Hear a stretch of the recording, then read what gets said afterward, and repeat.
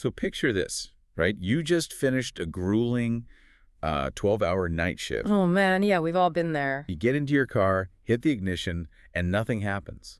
The dashboard just flashes red. Your car thinks you're drunk, but you're really just exhausted. Right. And this isn't sci-fi. It's actually a real side effect of a new U.S. law that's causing a lot of rumors. Yeah, people are calling a mandatory government kill switch in all new cars. Exactly. Which is why in today's deep dive, we are looking into what's actually going on, because that sounds terrifying. It does sound terrifying, but the reality is, well, it's found in Section 24220 of the U.S. Infrastructure Investment and Jobs Act, and it's a bit different. Okay, how so? It isn't a malicious government override. It is actually a mandate for passive technology designed to prevent impaired driving. And the key word there is passive, right? Like, Yeah. you won't be blowing into a literal breathalyzer tube just to drive to the grocery store. Exactly, no breathalyzers. So if it's not a breathalyzer, how does the car actually know I've had a few beers?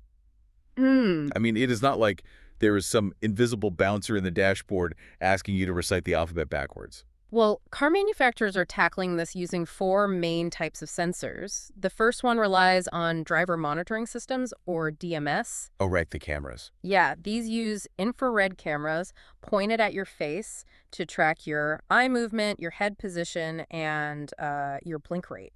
And infrared is crucial there because it can cut through sunglasses, right? Yep, and it works in the dark. It is constantly analyzing if your eyes are doing that heavy, slow roll that you see with intoxication. Wow. And then there's biometric touch, which just sounds wild. It is pretty futuristic. Yeah, I am picturing it like putting a flashlight against your hand to see your blood vessels. But the push to start button uses specific light frequencies, spectroscopy, to see if there is alcohol in your capillaries. Well, that is a highly accurate way to visualize it, actually. Then you have the ambient air sensors. Okay, what do those do? These are subtle sniffers placed around the cabin to analyze the carbon dioxide you exhale, specifically looking for alcohol molecules. Wait, if it is sniffing the air, what if I am the designated driver and my passenger is the one who's completely wasted? Is my car going to just strand us both? See, that is a huge engineering hurdle. The ambient sensors have to be heavily directional. They essentially have to create a microclimate bubble just around the driver's breathing zone. Oh, wow, just to avoid those false readings. Exactly. And if that fails, the fourth technology is telemetry, where the car's computer just monitors your actual driving behavior for erratic steering or sudden braking. I mean, having systems that stop drunk drivers is obviously a massive win for public safety. Oh, absolutely. But the fact that this tech is constantly analyzing your blood and your breathing introduces a major complication. Going back to that exhausted night shift worker, or maybe someone having a diabetic emergency. Right. Their eyes might droop exactly like an intoxicated person's would. Right. This is the false positive dilemma. Because no algorithmic system is 100% accurate. Never. Misinterpreting a medical crisis or extreme fatigue as intoxication could trap someone who, desperately needs to drive to a hospital. Not to mention the privacy angle. If my car is constantly scanning my face and reading my capillary blood alcohol level, where is all that biometric data even going? That is the multi-billion-dollar question. Critics are definitely raising red flags about data storage, and there is the secondary risk of having digital infrastructure capable of completely immobilizing your vehicle. Right, because that kind of system is theoretically a massive target for hackers. Or it could be exploited for remote shutdowns. Because balancing these massive privacy and false positive issues is so complex, the U.S. National Highway Traffic Safety Administration actually had to extend its deadlines. For implementing the rule, right. So it is a U.S. law facing U.S. delays.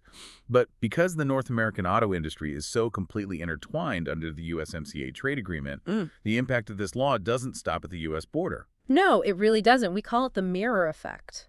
Okay, how does that work? Well, since auto assembly is deeply integrated across borders, Mexican plants will not just build these systems into cars destined for the U.S.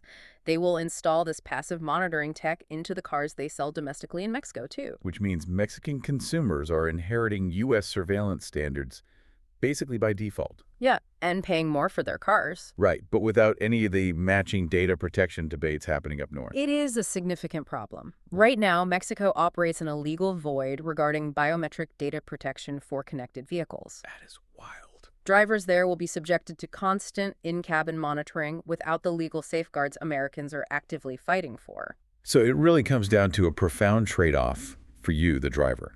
On one hand, you have the incredibly noble goal of wiping out drunk driving fatalities. Yes. But on the other, the cost of that safety is unavoidable. Passive surveillance inside your own vehicle. We're shifting from operating machines to having those machines constantly analyze us. It completely redefines the privacy of your own car. Which leaves us with this final thought for you to ponder. If your vehicle is eventually equipped with all these sensors, constantly evaluating your physical state, your eye movements, and your driving behavior, Yeah. well, how long before auto insurance companies demand access to that real-time biometric data? Oh man, that is a scary thought. Right. To adjust your premiums based on your daily stress or fatigue levels kind of makes you wonder who else might be riding shotgun.